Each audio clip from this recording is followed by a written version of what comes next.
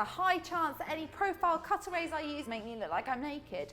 I'm not, as you can see. Let's just get that out of the way now. I actually turned to Instagram for today's recipe inspiration and asked you guys what you want to see on this channel. And you told me that you want some speedy, on-the-go breakfast recipes. So, today, we're going to do that old familiar Bircher Muesli. Now, Bircher Muesli is essentially like soaked overnight oats.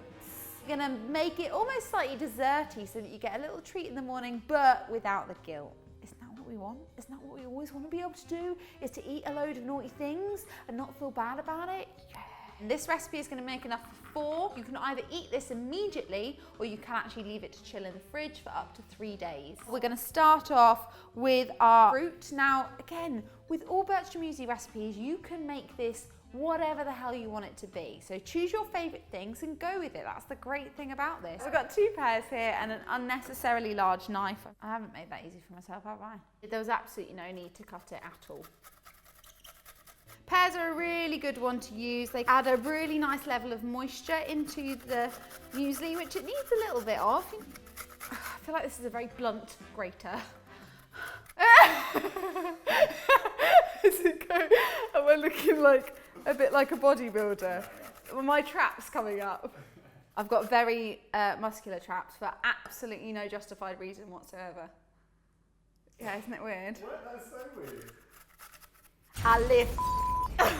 Into our pears, we're going to put in our oats. So you want a generous handful. This equates to about 60 grams of good quality rolled oats. I go for the jumbo oats because it's satisfying. Into that, we are also going to go in with some natural Greek yogurt. 200 grams, which splits into about 50 grams per portion. A generous glug of milk that you'd serve out in each one. So 1 glug, 2 glug, 3 glug, 4 glug. Time for a little treat. If you have raw cacao, use that. Otherwise, a tablespoon of cocoa powder is just going to add a really nice chocolatey flavour. We're also going to go in with one of my favourite spices with anything fruit related, and that is cinnamon. And I'm actually going to go in with a really generous pinch. And let's stir that all in. Now, at this point, some of you might have quite a tart taste bud, so you might want to leave it as it is. I'm going to go in with a little bit of proper maple syrup. When you buy maple syrup in the shop, make sure it's actually maple syrup, because some of them can be like maple with a sweetener added to them and it's not proper. You want proper. You can use honey, you can use stevia, you can use, oh, you can just, yeah. Sugar. Oh yeah, sugar. And I am gonna give it a little try. That's my level of sweetness. Bang on, because we're gonna start piling up. So I've got some sterilised jars here, and it's like having a reusable yogurt pot.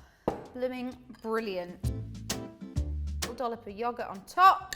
I've got some lovely, fresh, very sweet cherries here. And pop those on top as well. Do what you need to do. Little shaving of dark chocolate on top. And that's it. As simple as a cute, easy peasy recipe that you can make ahead of time, whip it up in the morning and take it out to work with you. And I tell you what, you have that in the office, everyone's going to feel pretty sad about their takeaway croissant, aren't they? That is gorgeous. If you like this and you want to see more from me, then why don't you subscribe? I'm here every single Tuesday. And until next time, guys, thanks for watching. Bye. Seriously, that is the way all breakfast should be.